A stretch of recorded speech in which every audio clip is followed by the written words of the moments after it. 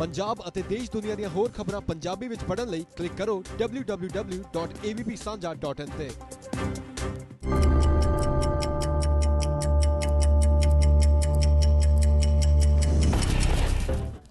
आज तक हमने इंडियन टेलीविज़न पे बहुत तरह के अलग अलग तरह के रियलिटी शोज़ को देखा है, पर एक नए तरीके का रियलिटी शो हम पिछले 1 महीने से देख रहे हैं इंडियन टेलीविज़न पे, कोड रेड, जिसके एक्टर जो कि एक एनजीओ एक्टिविस्ट का रोल प्ले कर रहे हैं। मनीष चौधरी हमारे साथ हैं। Welcome sir.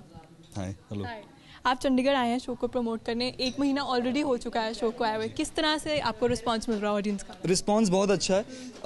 Technically reality show नहीं है, रियलिटी की रीइनैक्टमेंट है, रियलिटी बेस्ड शो है। बेस्ड शो है, राइट।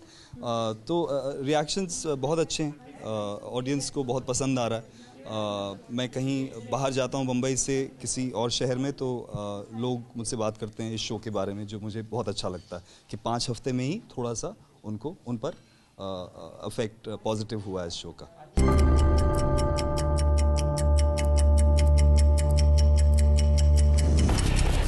अच्छा, वो आपने बोला पॉजिटिव, मुझे यही पूछना था कि जब हम सिंस ये सारे इशूज़ कहीं ना कहीं क्राइम के साथ कनेक्ट करते हैं, और जब जहाँ क्राइम आता है वहाँ पे थोड़ा सा सेंसेशनलाइजेशन आता है, तो किस तरह से ध्यान रखा गया है कि जो इम्पैक्ट जाना चाहिए शो का एक्चुअली में वही जाए, ना कि उसको ओवर ड्रामेटाइज किया जाए इंडियन टेलीविजन के हिसाब से? वो चीज़ तो जब हम इस शो को बनाते हैं ऑन सेट, तभी इस बात का ध्यान रखा जाता है। Scene to scene, shot to shot, जैसे हम उसको फिल्म करते हैं, तो तभी इस बात पर ध्यान रखा जाता है कि there is no way that we going to move into any kind of sensationalization. ये एक सेंसिटिव इश्यूज़ हैं, सेंसिटिवली उसको डील करना है। सेंसिटिव इश्यूज़ को अगर आप सेंसेशनलाइज कर देंगे तो फिर ऑडियंस और उस इशू में डिस्टेंस बढ़ जाता है। But are you sure you have been able to do that? Well, it's been 5 weeks only, and anything like that needs to have a little time before you start understanding the reactions. But I get this feeling क्योंकि मैं on set काम करता हूँ, तो मुझे पता है कि हम क्या करते हैं। उसका रिएक्शन एक्चुअली ज़्यादा क्या होता है उसके बारे में मुझे कम पता होता है। मुझे ये पता है कि मैं क्या कर रहा हूँ, तो उस हिसाब से मुझे लगता है कि हम करेक्ट सड़क पर चल रहे हैं, सही जगह पर चल रहे हैं।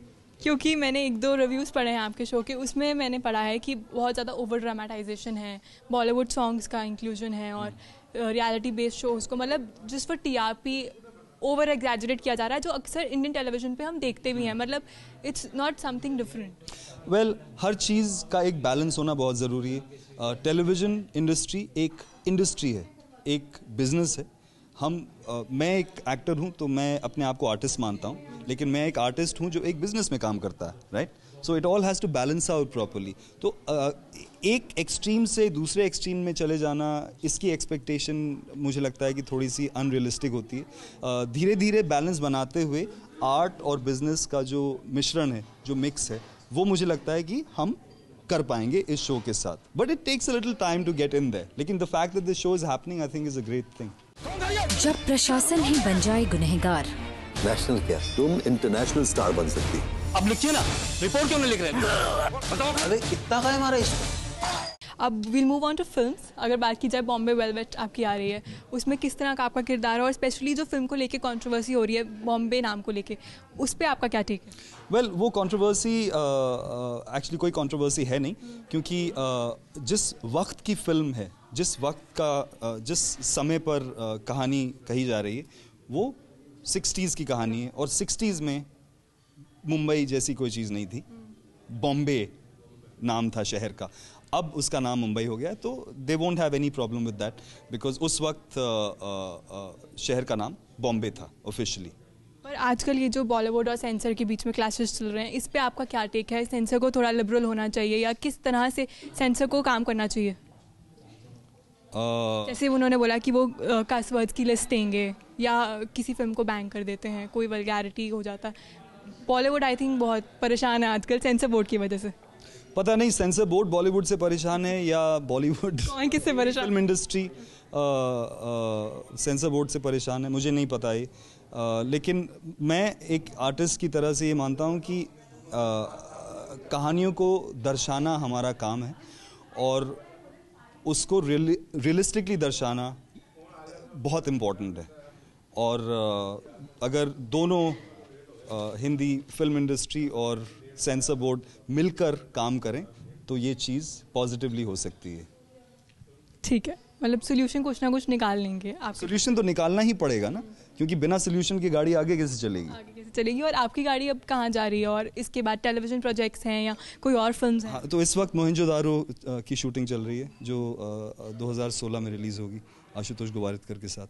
तो एक तरफ उम्मीद चल रहा है और एक तरफ मोहनजोदारो चल रही है।